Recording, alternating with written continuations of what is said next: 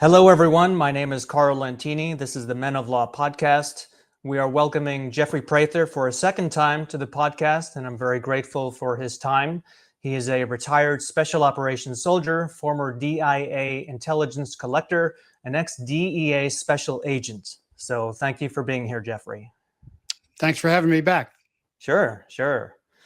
Now, I know everyone in the world has heard about the Charlie Kirk shooting, and so many people have been talking about it. And because of your military background and expertise, I just wanted to ask you a couple of questions about that, if you don't mind. No, not at all. I've talked about it a great deal. I wrote a Substack on it and did a show on it, how Charlie changed me. I saw your podcast on that. Oh, and great. How it changed you. I saw that, and you're exhibiting humility, so much humility that is seems to be lacking in a lot of people these days. Well, I am trying to emulate Yeshua and doing my best there. But yeah, it was a pretty tearful podcast because I had kind of given up on the college generation, and that's where exactly he went. So I pledged not to give up on anybody else ever again. Well, that's great. That's great. Now, you had said, I saw you talk about the signals, the hand signals of the security guys around him on the stage. What were the signals? What did the signals mean specifically? Well, I don't know what they mean, but I'm very familiar with undercover signals, especially ball cap signals, taking off a ball cap, putting it on, turning it around. That's very classic undercover signaling from a distance for a team. I don't know what they meant. They could be friendly signals. I've done that when I've done dignitary protection. When I was in a crowd escorting a dignitary, like, way back in the day, Joe Arpaio.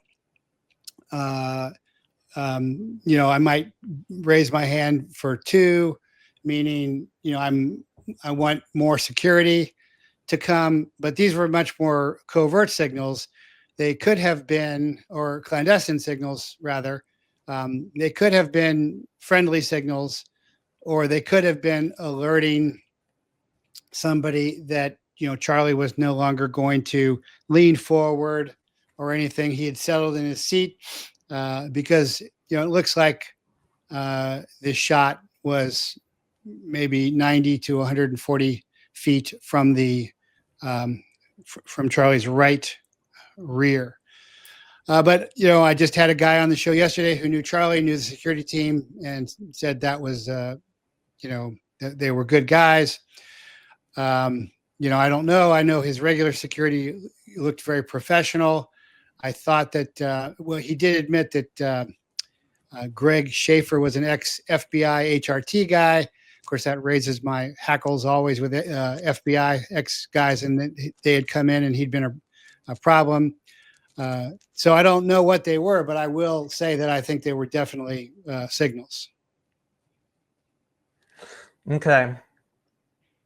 Well, I wonder if those guards, those security people, are going to be interviewed or deposed by lawyers or in a court case. I'm sure they are at some point. And then they would have to, under oath, say, what does this mean when you were doing that? I mean, that's what I would want to see. Well, that's what you'd see in a legitimate investigation.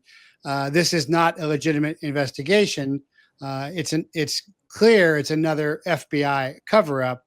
The so-called shooter, there's AI obvious glitches in the video.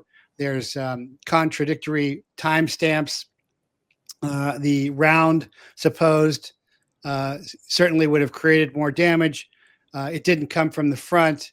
He didn't have a Mauser rifle that he stripped. Would need screwdrivers. The ridiculous cover story that Pathetic Patel is clinging to is certainly not true at all.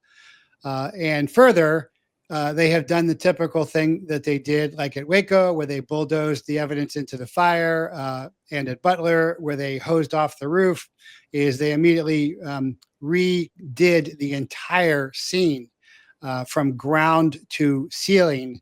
The next day came in and changed everything. Of course, that's a crime scene, and that crime scene should remain up for forensic investigation for a long time. But this is not what the FBI does anymore. The FBI runs cover up for the deep state intelligence operation. So that's how I know for sure. I'm not sure who did it. Sure, it looks like Israel, Netanyahu, Mossad has the motivation there, in my opinion. But it's certainly a cover up, and I don't expect that you'll see those guys deposed, just like they destroyed the evidence scene as well. And Patel's already saying, well, the investigation's ongoing, but we got the only shooter. Well, the reason for that is, okay, we've solved the case, but we're going to keep the investigation open, because when an investigation is open, you typically don't share any information. Now, they are sharing what they want to share, but typically when a case is open, you don't share an open case, because it could jeopardize it when it goes to prosecution. Well, prosecution, let's see how long it takes to do that. Sometimes it'll take years to actually go to court on cases. Well, they're now saying that he hasn't admitted doing it, and again, I don't think he was the shooter, no more than I think Crooks was the shooter. There should be a lot of investigations. Why is the other guy who was the 9/11 conspiracy theorist saying, shoot me at the same time? Well, that's clearly a distraction operation. Anybody knows that. And so all of these things that are very obvious should be investigated by the FBI if they are real 1811 investigators. And in fact, why does the FBI even have this case? He is not a government official. This was a murder, and it's really a local case. So why did the FBI take it over? Well, in my opinion, the FBI took it over to control it. Which they've done before. I'm wondering, because I've read about whether underground and anarchist assassins, I mean, these people have been around for decades in the United States. Do you think there's any possibility that some extreme, radical, militant, Marxist, communist type group would have, they would have had a motive? Well, there is a possibility, but the probability is slight. And what we have seen from looking at Ruby Ridge, from Waco, from the Oklahoma City bombing, through 9/11, through October 7th, is while these groups exist on their own, they are not much. And they have to have been infiltrated by government agents or by government informants who then guide them, provide them with more logistical support, with more planning support, and then execute. Recently I had Margaret Roberts on my Prather Point, who wrote the latest book on the Oklahoma City bombing, because I was really not that familiar with it. And it turns out that everybody in the militia circle was run by either an FBI agent, CIA agent, ATF agent, and even a German intelligence asset brought in. So if we look at all these groups, and the most familiar one would be, the Wolverines, where the FBI had a 1-for-1 ratio with undercovers and informants. It's possible, but it is not probable. What is probable is that the government was in on this, and I think it's pretty obvious that it was. The Wolverines, was that the group in Michigan? Right. Yeah, that's the guys who watched, Red Dawn too many times. Good movie, but one more technical thing I wanted to ask you on the Kirk shooting. If the guys around him, the security team, was doing the signals, let's say they were signaling a shooter or a shooter and his spotter. If you're the shooter and you have eyes on your target, can you see these guys off to the side in your scope, or do you have to look at the spotter and then go to the? You know what I'm No, saying? they're normally you a normal sniper setup is a sniper and a spotter, because the sniper stays on target and the spotter looks at everything else. So the spotter is giving you wind. He's giving you dope. It's called distance, wind. Uh, and so that's what would have, so probably the sniper did not have a spotter because it would be too conspicuous wherever he was. It looks like he was maybe 90 feet, 140 feet to the rear. There was a kind of a place in between buildings. So if the security people were in on it, they are acting as spotters, except these spotters are close up, but they're providing the same function, where the normal spotter would be alongside a sniper, reading the dope out to the sniper so he could adjust because the wind changes. The humidity really wouldn't change that much. But for precision shooting, those are all complicated variables that you want to take into account. But that would explain the hand signals. Okay. Does that make sense? Yes, absolutely. Yes. I don't think a lot of people have understood that, very clearly, because again, covert sniping, which again, we look at, JFK, JFK, everybody thinks now pretty likely that there were three shooting teams, and that's pretty typical.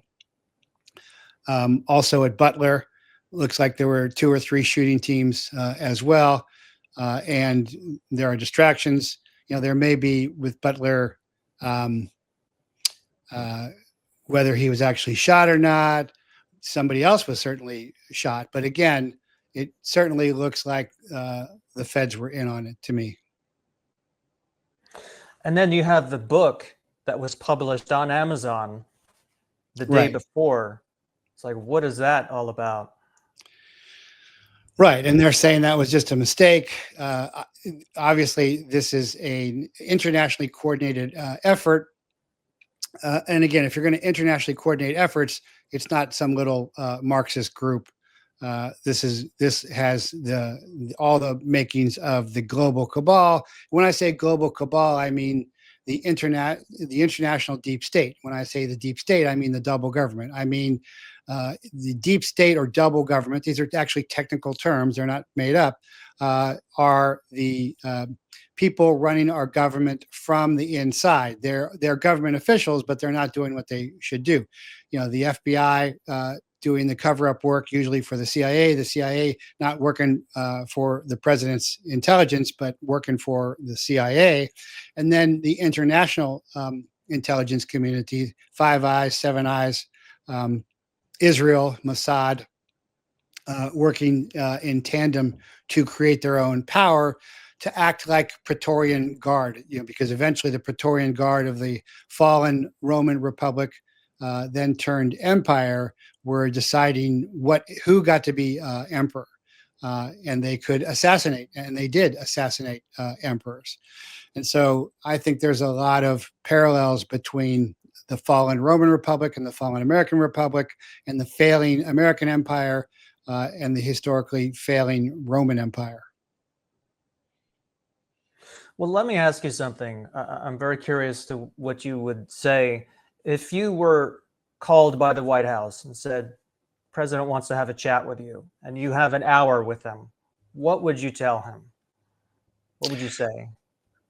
I would tell him to stop relying on the FBI, and I have no idea why he still is relying on the FBI, because the FBI set him up in the first administration.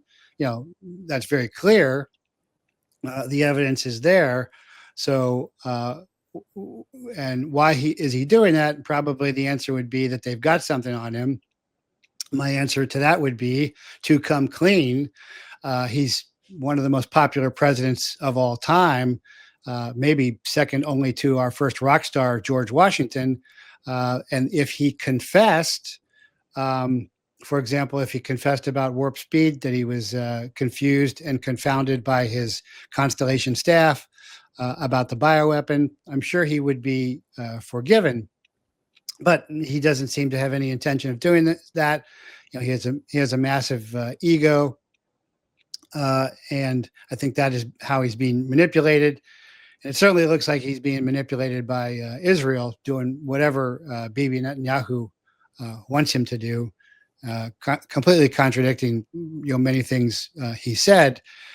But that's what I would do, is to eliminate or cut back almost to nothing the FBI, the CIA, instead of increasing their budgets, because I don't see any value, and I see a lot of harm happening.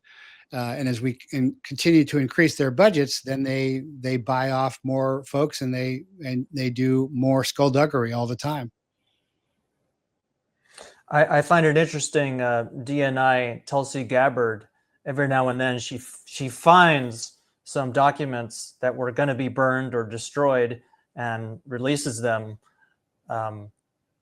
So you think she's doing some legitimate house cleaning there?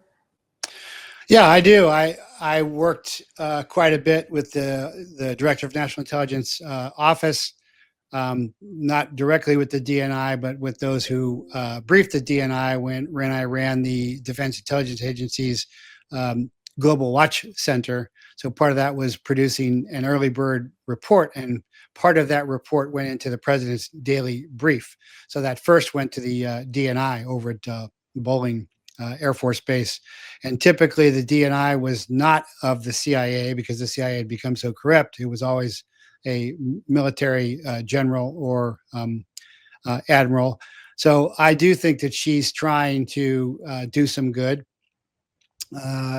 She's one of the few cabinet members that I'm not disappointed with.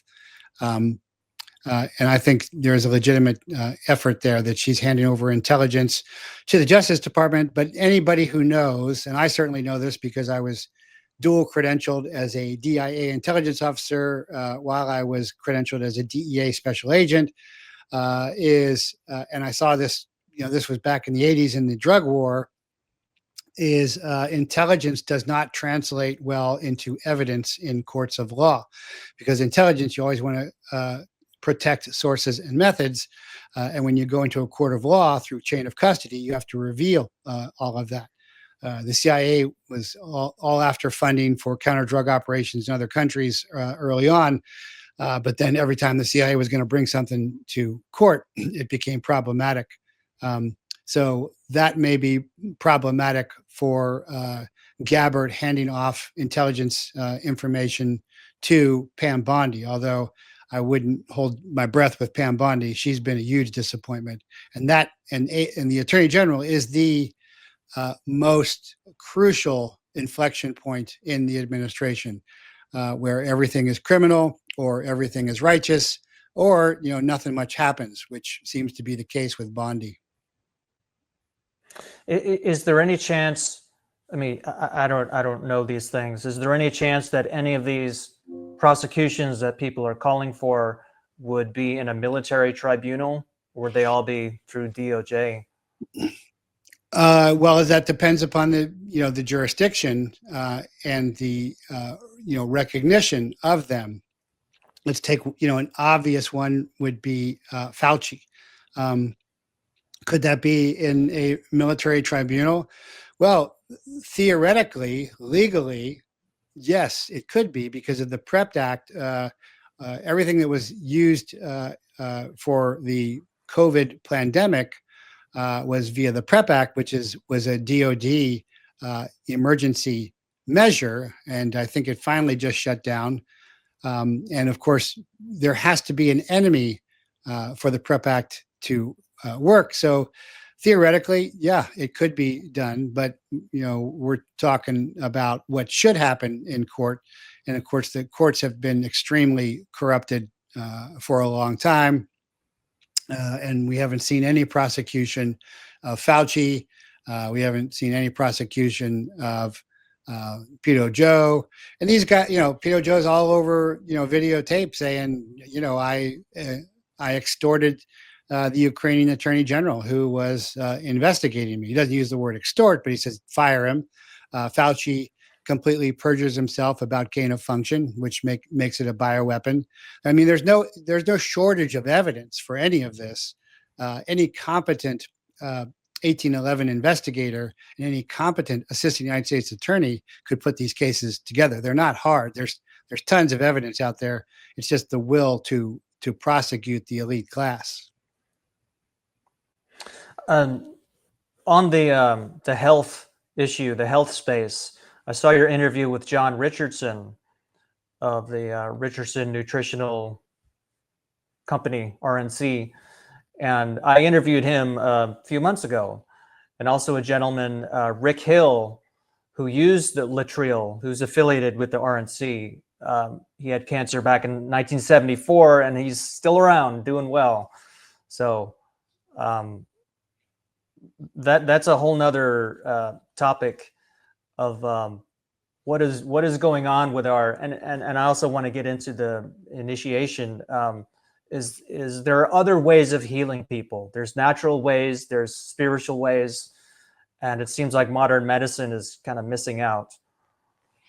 Well, so as a former DEA agent who went up against the cartels, mostly the Sinaloa cartel, the major pharmacia companies, I'm quoting Revelation, the great men of the world were deceived by their sorcery, by their pharmacia. There's not really much difference that they are pushing and selling drugs, and no one ever gets better. Everybody always gets worse. Now with turbo cancer, with the spike protein from all of the bioweapons and jabs, oncology is the new big cash cow in the pharmaceutical space. And I also do competitive intelligence consultation in that space as well, in the GRIN, genetics, robotics, information, nanotechnology space. Quite a bit of it. I've done it for over a decade now, so I'm intimately familiar with that space. None of the mRNA stuff works. None of it. It's all a failure.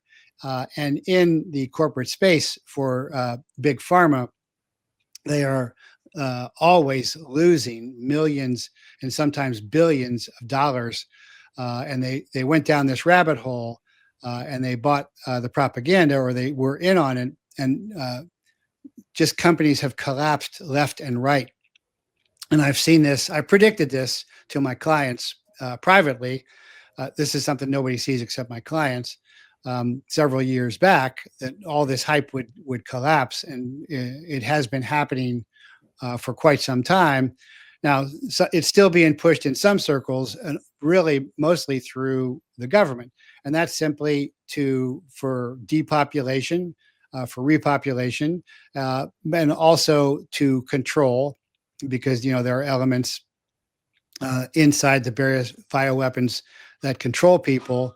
But that whole Western medicine pharmaceutical space and the hospital has been totally not just corrupted, but weaponized. And I've had on all the Liberty doctors, say the same thing about this. And RFK is, I think, he's the most impressive of the cabinet, trying to fight from the inside. But it's a huge fight because there's so much money involved. And you see all the mainstream intelligence-driven channels, Fox and CNN. Every commercial is a big pharma commercial, and you see RFK beginning to make that fight, and so that's crucial. But it just goes back to like when I saw the CIA start running cocaine to fund the Contras and also take their own share. The intelligence community and the global cabal are now pushing and running big pharma to take their share, and also for global surveillance. It's just the same thing. It's just on a different scale. These dopers are not wearing chains and cowboy boots. These dopers are in ties and lab coats. Wow. Well, that's worth several podcasts right there to dive into that. So I read Initiation, Oh, and I love this book, Jeffrey. I really did. I loved it. Do you have a screenplay of this? no, I don't have a screenplay of that. My other book, Chase, was actually originally a screenplay, and I actually had Val Kilmer and Wes Studi Mhm. set up to that. But like most movie deals, it was too politically incorrect because it was about Arab terrorists bringing a nuke across the border. You can't say stuff like that. It's got to be Russians, Russians, Russians. Uh, you know, maybe today it could get made. But yeah, Initiation is my most prized book. It is a true story, and you can go to all the locations. Although Steve at Desert Sun, so the moccasin shop where I met Philip, Mm. and Philip's real name is Philip Casador, and you can look him up. He's legendary Apache medicine man. I just changed it. But the moccasin shop was actually called Desert Sun. I called it Desert Soul in the book, but until recently, you could go up there, and Steve was selling my book, and you could ask, and people would say, "Wow, Steve is just like he is in the book." I'm like, "Yeah, this is a true story," and he would verify that I met Philip there. And Philip was waiting for me, and I had to resole his moccasins. And you could go to all the locations, and verify. Unlike Peaceful Warrior or Carlos Castaneda stuff, where it's pretending to be real, but it's not real. Mhm. This is a true story. Some of the dates and places are moved around to make it flow better, but it's not only telling my journey with an Apache medicine man, but it's also showing how the tribes brought girls and boys into manhood and womanhood. The other subtitle is "Boys are born, men are trained." It could be "Boys and girls are born, men and women are trained." That just gets a little too long, but I think American exceptionalism is based upon Mosaic law, 10 Commandments. The centerpiece is Christic commandments. Um, but the other side of that, because we live in America, and the way people have prayed here forever is important. And for example, you can fish in Alaska, you can fish in Hawaii, but you can't fish the same way you fish in Hawaii, the way you would fish in Alaska. It just won't work. So the way people have prayed, in how the creator's creatures in the creation have responded in that particular area of the creation, is how it works there. And so I think that's really important. And I think what's lacking in modern non-indigenous culture is a transition for girls and boys into adulthood, an initiation, a rite of passage. And as far as little girls go, with the Na'es, which means in Inde, which is Apache, now it is happening, but it's typically called the sunrise ceremony. It's when a little girl has her first moon, and she is honored, and they believe there's power, and you get a blessing from her, and it's a very elaborate ceremony. And also, she's told, "Hey, now you're going to be a woman, and that's going to be the hardest and most sacred job ever." And the same thing goes for boys. There was a protocol for that as well. And in fact, all the tribes did this, and every tribe actually worldwide does it. The Maasai have a pretty good warrior tradition as well, where you pass through stages of life, and there are formal training for those, and there are formal recognition. Okay, and it basically is childhood, youth, adulthood, and old age, and then you have special duties at each of those. As a child, you're supposed to listen and pay attention to survive, because lots of children don't survive. Even today, they don't survive. So you got to be obedient in that. Uh, Youth is where you are starting to transition to being a young adult. You're an adult physically when you can reproduce. You're an adult emotionally when you can love well.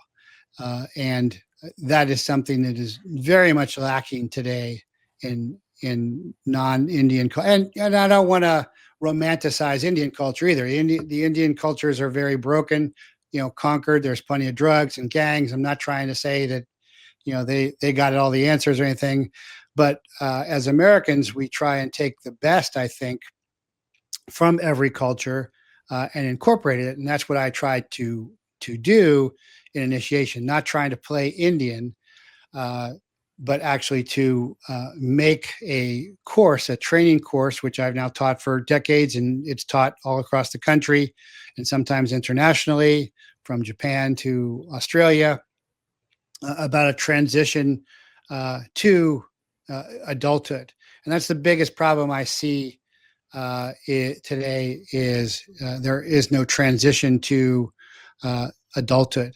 And there is no formal recognition of that. And we have training. You got to train to get a driver's license and drive a car, but there is no training on how to be a man, how to be a woman, how to be a father, mother.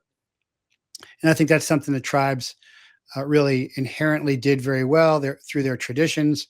And it's really interesting that that's coming back now, because in 1978, when I met Philip, that was the year that the Indian Religious Freedom Act passed. That is when American Indians could legally practice religion in America. 1978. Let that sink in for a second. So I'm really proud of it. I'm so glad you read it, and I would encourage you to come to training sometime. You can find the training intervals at christchaplaincy.com when my certified instructors are teaching that across the country. I would love to. Seriously, because I'm already an active meditator. Good. For the past 6 years daily. And this is a whole wide topic, and I could spend hours with you on this. Because I study martial art, Hapkido. So I'm looking into Ki or Chi. Lately I've been doing Qigong, an online Qigong class. And is it all the same thing? And then I'm looking at the type of healing that Jesus did, commanded his disciples to do healing. Is this all drawing from the same place? Oh yeah, it's totally drawing from the same place, and it's just different interpretations of truth and how things actually work. And I encourage you to check out christchaplaincy.com, because we start with silent prayer and breathing, 5 minutes to open up. And this is actually something we do intensely in the initiation cycles. And so, of course, Jesus, went out into the mountains and desert to pray for long periods of time. So what was he doing out there? So typically you go to church, you don't sit there for long periods of time in silence. You're singing, you're reading, you're worshiping, but there's almost no silence. That's not at all what Yeshua was doing. He would go in and exercise, he would heal, he would preach, but then after that, he would always go back out to recharge, to open up. So we really emphasize that in the chaplaincy and in initiation. So there's long periods of mindfulness meditation, trying to get to what's called in Japanese mushin, which is no mind, which is where you are not consciously there. And you only know that you're there when you come back, and then you're aware of yourself again. But that's dropping your ego to let the great spirit, great Holy Spirit, Shekinah, whatever you want, DE in Apache, Chi, Ki, whatever you want to call it, flow through you, up and down your spine. And that's exactly what then emanates, from your energy centers. Jacob wrestles the angel in the land of pineal. That's where the pineal gland is. Yeshua says the eye is the light, is the lamp of the soul, not the eyes, but the eye, likely referring to this energy center, oftentimes called the third eye. And one of the first lessons that I teach there is how to see auras, halos, or electromagnetic bioluminescence. And everybody ends up seeing. That first seminar initiation is to experience the spiritual, which is the non-physical, to prove that there is something beyond the physical. Because if it's just physical, then it's who dies with the most toys wins. Then it's, let's just, pimp women and sell drugs. But if there is something beyond the spiritual, then there's something worth killing, fighting, and dying for. And then we got to do something about it. And so that is, I set those experiences up with all the senses, but because we are primarily sighted beings, our primary input is through our sight. We have two eyes and then two ears. That is really the best way.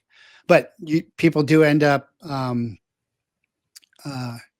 hearing colors, doing a lot of synesthesia as well, seeing the electromagnetic bioluminescence or the halos that are in all traditional spiritual paintings around the world, because people actually saw them, and experiencing being able to feel that as well.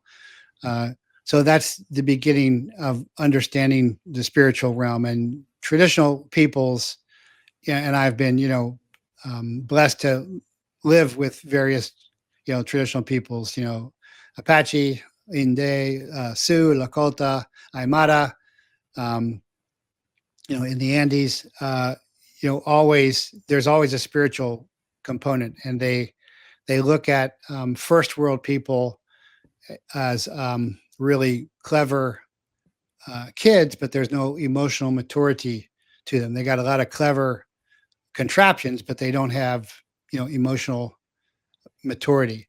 And that's really, really crucial. I think it's even a quotient for being a team and a team leader in my Team America is emotional maturity. The auras, I mean, that's pretty amazing. I mean, I'm sitting here reading this, and just in a few sessions, you're seeing someone spiritually before they move. So when you're kind of doing this shadow boxing, you see the punch come in, you move, and then the punch comes in. It's like, that's just kind of really mind-blowing. Yeah, if you look at, if you watch me, I'm a lifetime martial artist, or you watch other masters, you'll see them. They're not moving fast when they block folks. Or there's another exercise in initiation where I have the biggest guy, and I've had some huge guys come through, try and push me and move me, and they can't. And then I move them all the way across the room till they fall down. Is channeling. I don't like to use the word channeling because there are negative connotations, but there is a natural Christ connection flow of great Holy Spirit energy if we are open to it. And then that's how you heal, laying on of hands, trembling hands, Reiki, all of that. And that's really how all of that happened. And every tradition, has that. The Apache's Victoria's sister used to hold her hand up and could feel the direction, of the enemies. And of course, Yeshua does lots of healings like that. And we've done all that stuff as well. And lots of people go through the course multiple times because there's a lot in it to discover, because we want people to discover it, to experience it. And the same thing in the chaplaincy. So usually we have people in the chaplaincy, which chaplaincy is a 501c3. It's every Sunday, 9 a.m. Arizona time, on Facebook, on GoTo, and on ChristChaplaincy.com. And then eventually the more intense folks go to initiation to get a much deeper handle on the inner technologies of meditation and seeing. I think we need this. I really do. This should be taught in elementary school. There's so many things I want to say. When I trained briefly with Master Bong Soo-han from Korea, Oh who yeah, brought, sure. so you're familiar with him. Oh, of course. Okay. Yeah, most people I talk to haven't. They've heard of Hapkido, but not him. Um, Didn't he and do the Billy Jack stuff? yes, absolutely. Yeah, still Yeah, great fight scenes. Yeah, no, I yeah. was stationed in Korea. Actually, put on a martial arts tournament there and did a demonstration. But the Hapkido guys were, of course, it's the Taekwondo guys dominated, but the Hapkido was much cooler in my opinion. I'm very fortunate because in 2001 in Los Angeles, when I was shopping around for a place to study martial arts, I just stumbled upon this one and decided on it. I looked at a Hwadang Do place. Oh, Warang Do. Yeah, Korean ninja. Yeah. Yeah, and Salsa. they had planted the idea of, because they said the energy, the key energy we use to make us powerful also can be used for healing. So that planted that idea in my head. It's like, wow. No, very, very true. My Japanese master, who is now retired, but was the founder and grandmaster of the Bujinkan, was an osteopath doctor, and I used to sit in his office while he worked on people. And a lot of the great martial artists are also healers as well. There's a biography of Master Han that one of the other black belts wrote, and in there he mentions an incident where Master Han inadvertently stopped somebody's heart in class with ki and then immediately fixed it. So we're trained to, after we do our ki exercises, to shake your hands, to get it Yep. off of your hands, because you don't want to inadvertently. And because I know some people believe that the ki energy can only be used for healing. It can only be used for good. But No, that's not true. okay. Any power can be misused, and yeah, we do. When we're doing that, we flick that off. And in fact, in the sunrise ceremony, there is a portion of the ceremony which is called molding her, where they're actually massaging the little girl. Although it is done not just with hands, but with moccasined feet, rawhide moccasined kaiban feet, but going down the body to straighten the lines of energy, the meridians, is real crucial. And I've done demonstrations many times, which I learned from my master, Hatsumi Soke, of stopping somebody from moving for a second without touching them. They can, it only stops them for a second, but if that was a sword fight or a gunfight, a second is enough to make them pause. It's like a silent ki. And again, that's something that I demonstrated a lot in the initiation seminars. But most people are not going to believe that. Most people are going to want to analyze that, and it doesn't work on everybody all the time, and it certainly doesn't work in isolation because it works in connection, in relation, with everything else. Just like the Godon test in my martial art, the Bujinkan, which is often misapplied. I will certainly admit that. But when somebody sits down in Seiza with their eyes closed, and then a Shihan cuts down with a Fukuro Shinai, and there's a quantum entanglement moment where they can get out of the way. Now, a lot of them cheat. They go back a little further, or they make a noise or something, but it's still a legitimate test, and you can try it anytime you want. Is drive up at a stoplight and look over at the guy in the next car, and momentarily the guy in the next car or gal will look at you. So there's a quantum entanglement. There's a connection that happens there, and any point man has learned that, or anybody doing sensory interdiction. Or sometimes hunters as well. You don't look directly at the target because they will feel you. And we now know that if you take two electrons and send them out, and split them and send them out, if you knock one, the other one goes the opposite way beyond the speed of light. So there is that quantum entanglement connection as well. And so, for me, it's not a conflict with my Christian beliefs at all. It enhances them. And I think a lot of that is totally missed, especially in modern conventional Christianity. But I totally agree with you. It's the answer to the crisis. I used to have a 501c3 called that, and we did do a lot of work with public schools, and we placed kids in military academies, and we did that for about a decade. But today's youth has degraded even more because of all the iPhone devices. There's a gentleman who I would love to see you interview called Dr. Jack Cruz.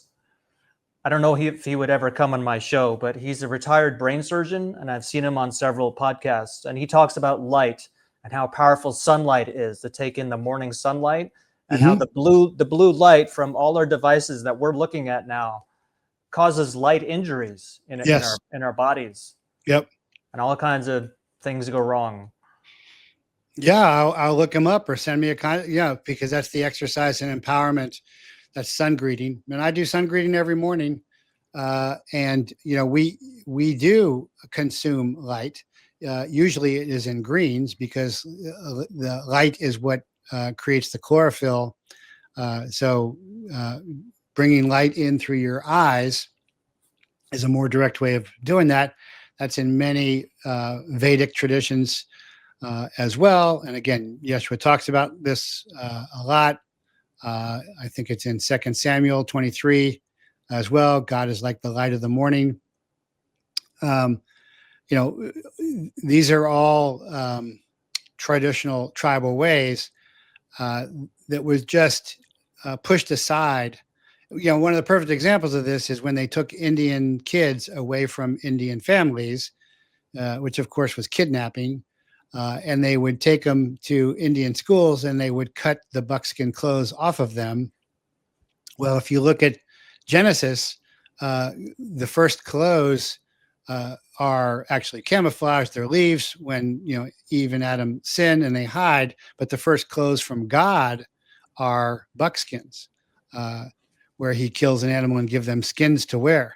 So if they were really following Scripture, they wouldn't cut those buckskins off of them.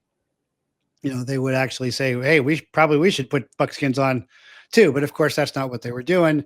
They wanted to make them white, but not that white, because they always were second class citizen white as well. But yeah, I think it's really important to learn from the tribes, because now what was done to the tribes is now being done to us. The same thing we did to the tribes is now being done to us, because the buffalo don't roam anymore. There's fences. Fences and buffalo don't go together. Fences and farms versus buffalo. And now we're seeing farm food replaced with pharma food products. And that same thing is happening to us as well now. So we're going to have to learn the lessons of the tribes.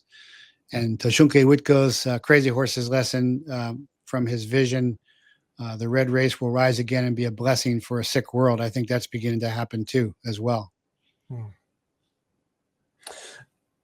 Now, you described Philip, your Apache teacher, as a medicine man. He's an Apache medicine man. So what kind of medicine, quote unquote, would he do? What kind of healing things would he do? So yes, and you can look Philip Casador up. He's all over the place. He's got albums, records. He ran for president. He was a legendary guy. I just changed his name at the recommendation of the publishers back then. But his real name is Philip Casador. He was a great grandson of a chief. And the term medicine man is just a way of translating a holy man, or literally in Apache, it is Diyin. So Diyi is power, and Diyin is empowered one, that the great Holy Spirit has come on. Then there's different kinds of medicine men and women. One might just specialize in herb and plant cures. But what he really was focused on was, especially in '78 with the Indian Religious Freedom Act, he was really focused on restoring Apache culture. And at the center and heartbeat of Apache culture is the sunrise ceremony. That's the Apache culture's most important. So there's lots of other ceremonies. There's holy ground. There was kind of a walkabout for boys as well. But the most important and centerpiece was and is the sunrise. And now you can go on YouTube and you can see all kinds of beautiful sunrise ceremonies, and the girls in their beaded buckskin dresses and being painted with the white clay paint and owning the stages of their life. And it's a real hard, difficult ceremony. But his main focus was bringing the 32 sunrise ceremony songs and the whole ceremony back. And it's very elaborate. You got to have 5 mountain spirit dancers, Gaan, they're called, or crown dancers. They used to call them devil dancers because they have big slats coming out to emphasize the connection, the energy connection going up. And then there is a singer who is a medicine man. And then there's an assistant singer. And then there's a whole bunch of guys who are behind that. There's a drummer. The Apache drum is a real difficult drum. It's got a curved drumstick. It's a water drum. I have held it all night many times and had to tighten it up. And then there's the 2 clans on each side of the girl. And then there's a girl who's really gone through before dancing with her. And then there is the mom and the dad. And there's also a Nailzin, a sponsor, an older lady who will be her sponsor. That is, later on, and when you don't want to talk to your mom, and certainly not your dad, about, boys or stuff, you would go to the sponsor to talk about those kind of things. So it's very elaborate. I mean, it cost, $15,000 to $20,000, and nobody could afford that because most of the folks on the res are very poor.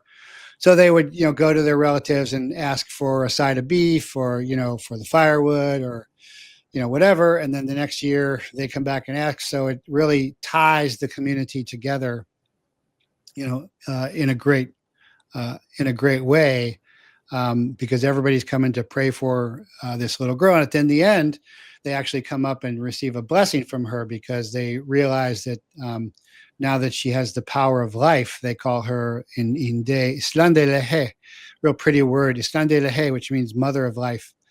And so they're recognizing that. And so they're asking for a blessing, and you come up, put your hands out. She puts her hands on you, and she's all white painted, and, she's exhausted from dancing for days and nights. It's real, real powerful. And lots of people end up tearing up during that. And there is no corollary to that in modern first world culture. Having grown up Catholic, you have the confirmation. Yeah, that's same. Yep. I don't know if there, I don't even remember if there is one for girls, but as you say, that the Apache values are, first, no harm must come to the children, and 2, everything is born of woman.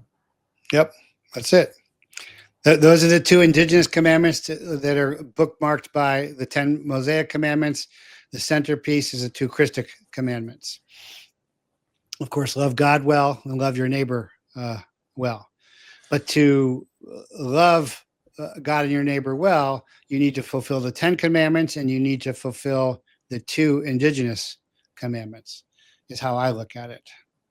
But yeah, that's great. That's great that you get that. And that's really at the center of all the tribes, I think. And that's especially important today because with evil pop culture trying to continually hurt and kill unborn children and born children, and maim them, and mutilate them and castrate them. And then, of course, saying that lying and saying that everything is not born of woman.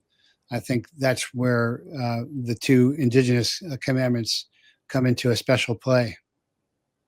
Yeah, I was reading this. I was reading Philip talking about women's lib or something. And he's like, why do women want to be like a man, an inferior creature. That's right. So I can imagine what he would think about the Yeah. the movement Yeah. today. We even have T-shirts on there. On the inside of the book, there is the little symbol there, and Yeah. that shows the man is the lowest, and Oh, the shield. The woman is behind his shield because it's his duty to protect her, but she's also higher, if you notice. And then right. on her shoulders are two kids. One's a boy, but the highest is the girl because she's the highest good. Okay, So, I see. and then Wow. the spear going up, the lance, is the connection to God that the husband and father is charged with controlling. But typically in tribal society, and I'll often do this, is you walk ahead a little bit and you walk into rooms first, and that's because you're most expendable. A lot of people didn't understand this because typically the Apache would be on horseback where the women would be walking, and the reason for that was that if they had to ride out to engage enemy, you don't want to engage the enemy on top of you. You want to get out there in front of them. But a lot of people don't understand that. But in a lot of, and Apache culture is matriarchal as well, and a lot of tribes are matriarchal. That is, the groom moves into the wife's family. There's even a song in Apache by Pansy and Patsy, which are Philip's sisters, whom I was very close with Patsy after Philip passed. And it says, I built the Gawa, I built the wiki up, which basically means I built this place and I can go build another one. So you better straighten up your act. Because Apaches are real funny.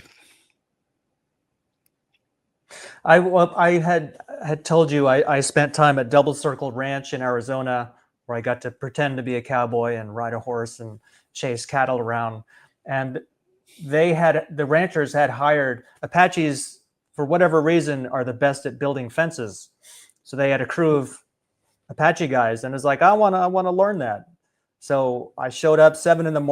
at a steep mountainside like this, and yeah, I wish I was able to spend more time with them.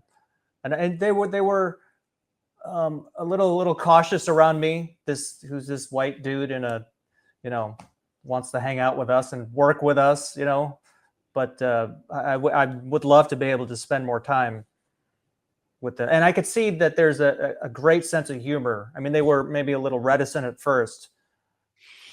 Oh yeah, well, you got it. Most tribal people and most country people, for that matter, are reticent and quiet. When I was living with the Aymara in the Andes, they wouldn't even ask your name for a couple days. That's considered looking. But I've been out riding, and I've run into Apache, work crews, fence crews. But I speak some Apache, so that was, easier for me to get along with them as well. It's a very melodic language, and it's so sad that it's tribal culture is so poorly portrayed in most movies.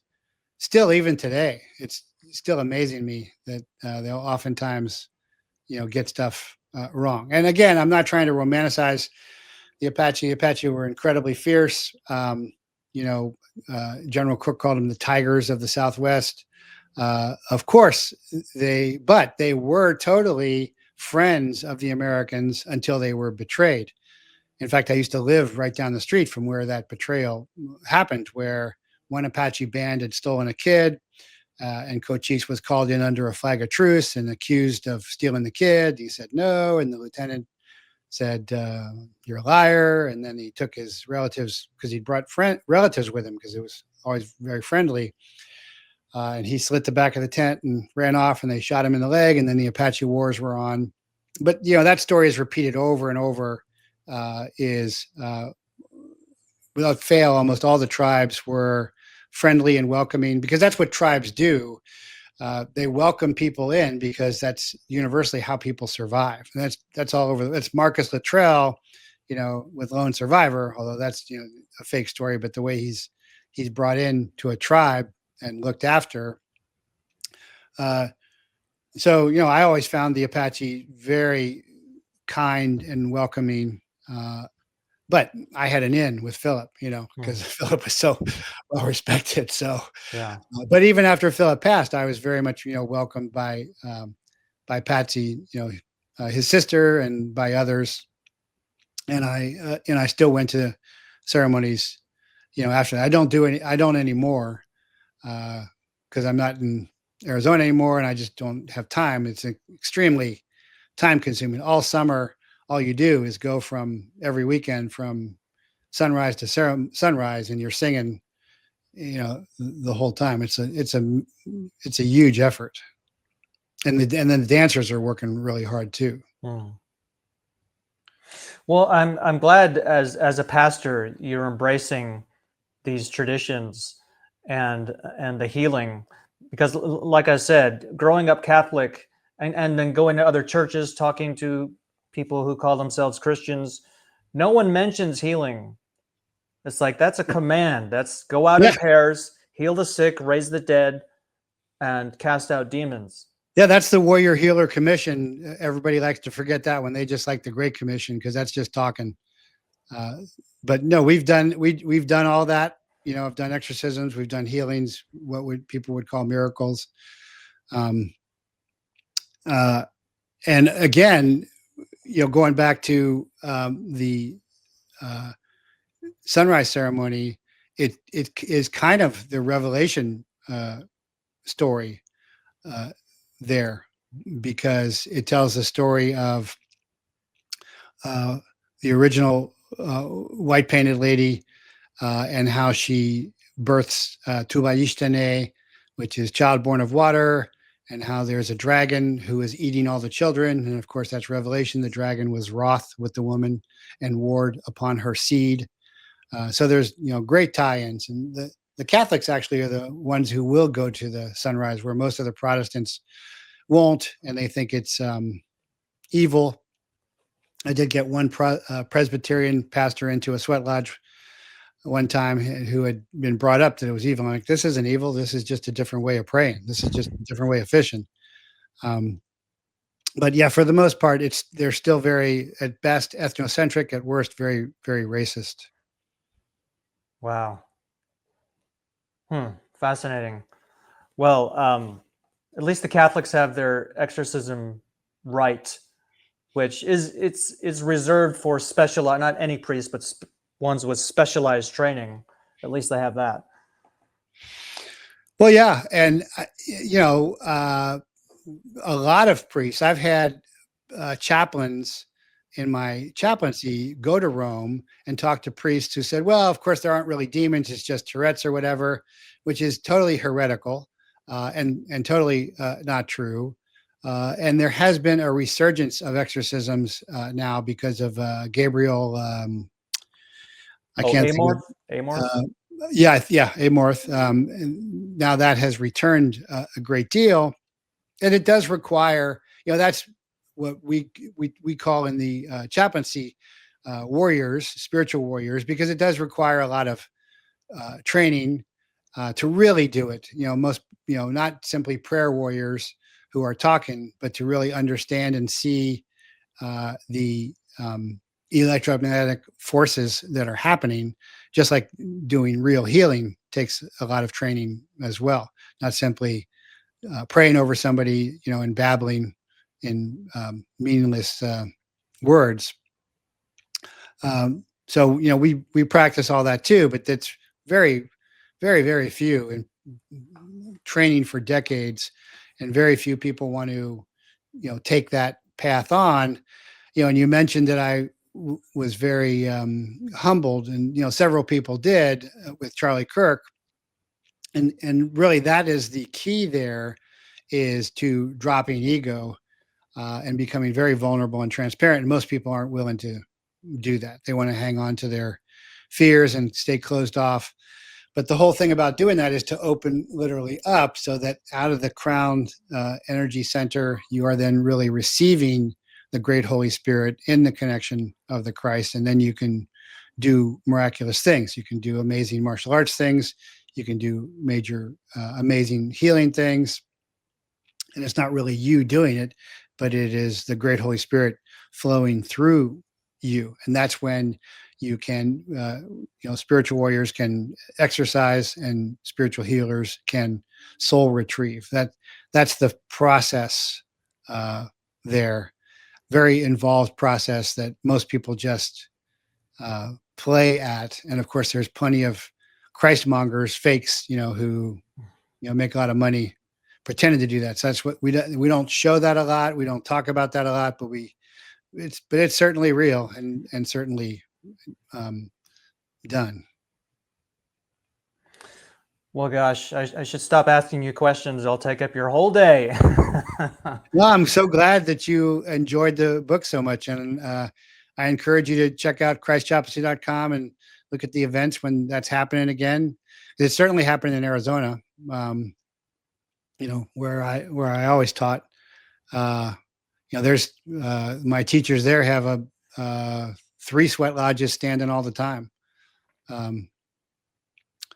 I would encourage you to do that, and I encourage everybody to read the book too. Yeah, I would love to. So, Initiation, for people watching, go find it. I'll put a link in Amazon. Fascinating book. So we'll do this again, Jeffrey. I really appreciate it. Thanks for having me. All right. Take care.